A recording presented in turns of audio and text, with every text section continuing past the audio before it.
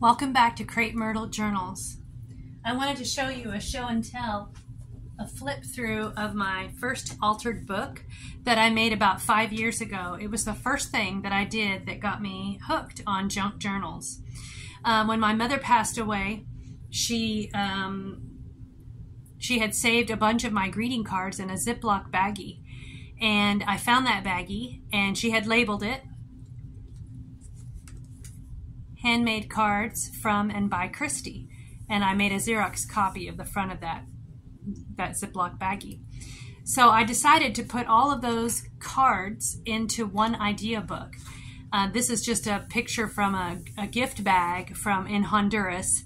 The name of the company was called The Botanist. I think they sold soaps and such. So I cut that out of a gift bag someone gave me. I was living in Honduras at the time, and I brought home her Ziploc baggie of homemade cards that I had made that she'd collected over the years. And I decided to put them all in one idea book, so I made an altered book. I just took an old book, and you can tell that I ripped out pages and left some pages in as hinges that I could attach cards to. I started watching tutorials and discovered this way to make an altered book. I also saw Nick the Booksmith make a lap book that had this file folder in the front. So I really loved that. So I used some recycled file folders, made my own little brown rubber stamp of a leaf using art foam, and then had pockets here and here in the file folder. Started writing down ideas of all the things you could do in junk journals. Had a blast doing that. Then I decided to fill this with ideas of how to make cards and pictures of loved ones for greetings. Those are my two boys.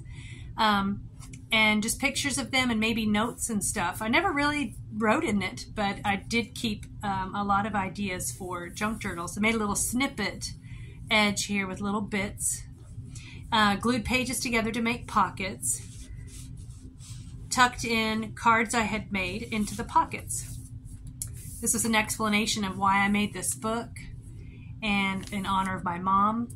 And I wrote, I miss her, here at the bottom. It's a picture of my mom and myself and my older brother when we were little. I made my mom cards all the time, and sometimes I made her sets of cards for her birthday. Like this was a little set of purse cards. And I found these after she passed away, and she had never used them. It was a whole set I had made. I think she always felt like my cards were too pretty for her to use, or she wanted to keep enjoying them and didn't want to give them away. So made an envelope there. Here's a hinge where I have attached cards. This was like a mosaic of scraps cut into a heart shape. So that's one hinge. And on the other half of the hinge, I put on a couple of other ideas. A painting I made of hibiscus and other flowers. These were like scrappy cards that I had made. And they're on hinges like that. This one's on a hinge. I had used some recycled papers from cards. Also, folded up a piece of paper in order to make more writing space. I also drew some ideas, like one little girl at the children's home where I was working in Honduras. She gave me a little construction paper teddy bear with a chocolate on his tummy, and she folded the little arms over his tummy as chocolate and gave that to me as a Valentine, and I thought that was the cutest little card. So I drew a picture of it. So I wrote down some ideas. I wrote, make paper stencils. Oh, this stencil was just cut out of paper. And then I used probably an ink dauber similar to this. Just laid it down and used a paper stencil to make these. This one was my art foam rubber stamp. Here's another pocket with a card in it. Oh, this is one of my drawings with colored pencil. Fruit in Honduras was relatively cheap, and so we bought pineapples all the time. So this one was sitting on my dining table, and I thought, well, I'll make kind of a Honduran or Central American series of cards. And so this was a colored pencil, and this is the actual original colored pencil, but I have also digitized it and used it in other things. So I just tucked cards, put in pictures. This is one of my closest friends, and this is when we were about 19 or 20. But I never really actually wrote in this journal, but it was a neat place to keep ideas. Here's another pocket with a card inside, and I love this structure of this card. I have made cards like this forever, but it is so cool. I should make this structure in a junk journal. That would be so much fun. But I found in that baggie that I had made a number of cards like that for her. This was some of the kids' like workbooks that they were finished with. I thought they were so cute. Here's another one of that same structure of greeting card. This would make a really neat thing, I think, in a junk journal, like a little journaling spot. That was a Mother's Day card I made for my mom. Here's another hinge. Here's a picture of loved ones in Honduras. This is a drawing I did of daisies in my backyard. I was laying down and I looked up at the daisies and took a photo of that, and I turned that into pencil drawings, and this is a colored pencil drawing. It was much larger, but I shrunk it down to make note cards for my mom, and she really, really enjoyed them. This is just really rough little fabric cutouts.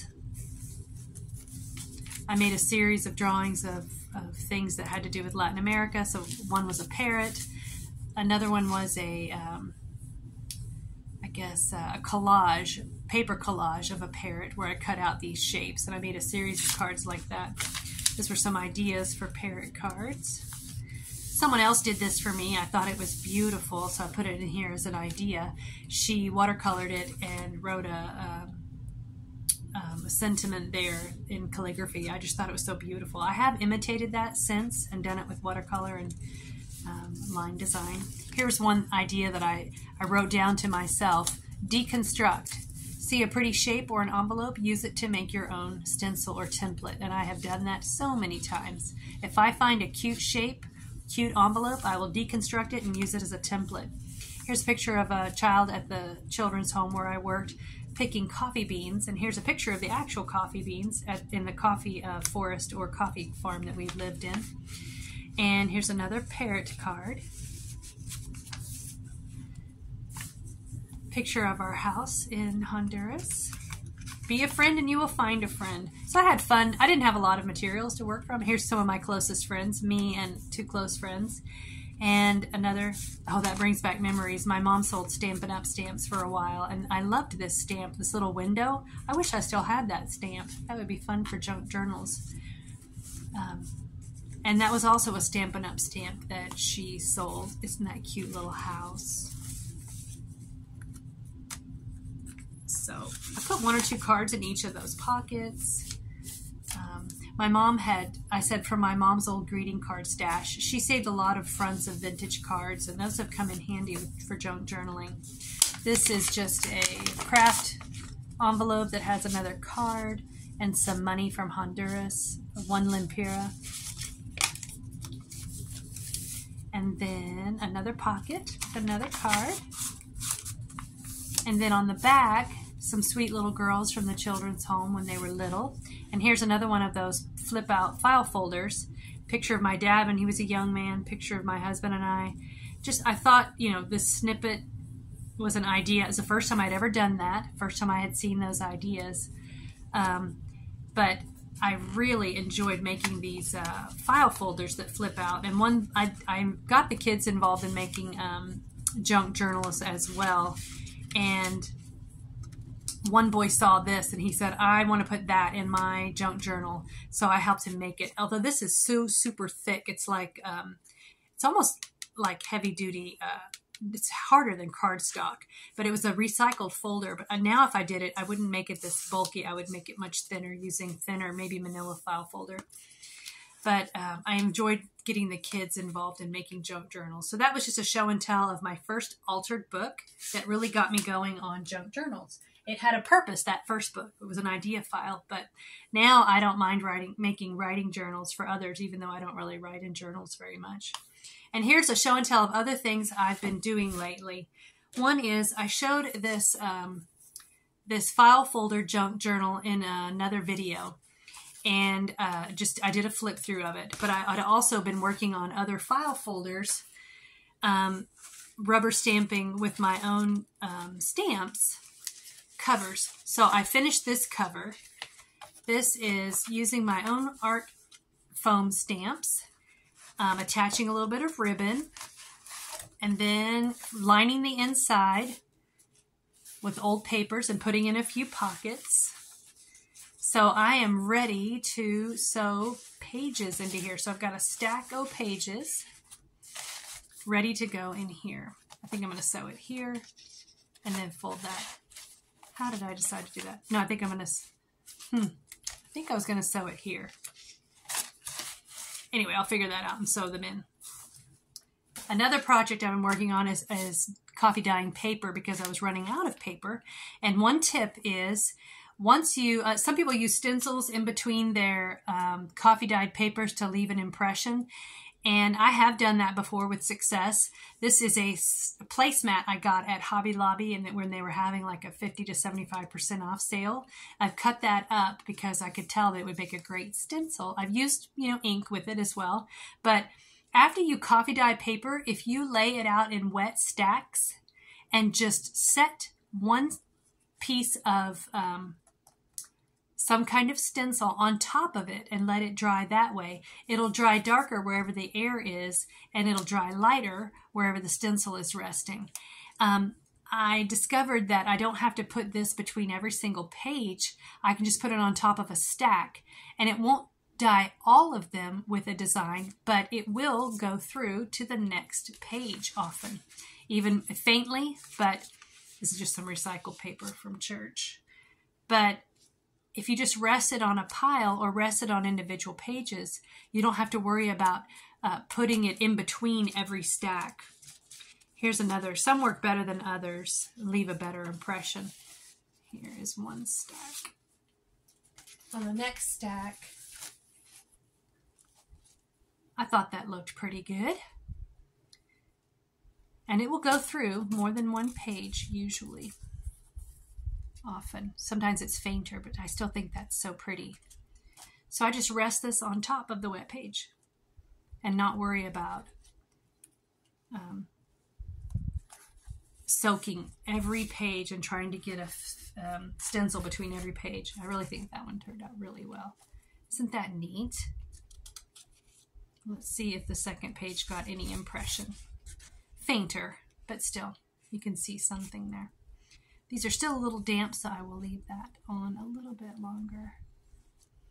So that's one idea, laying your stencils on stacks of wet pages. Another thing I've been working on is using stencils and white ink.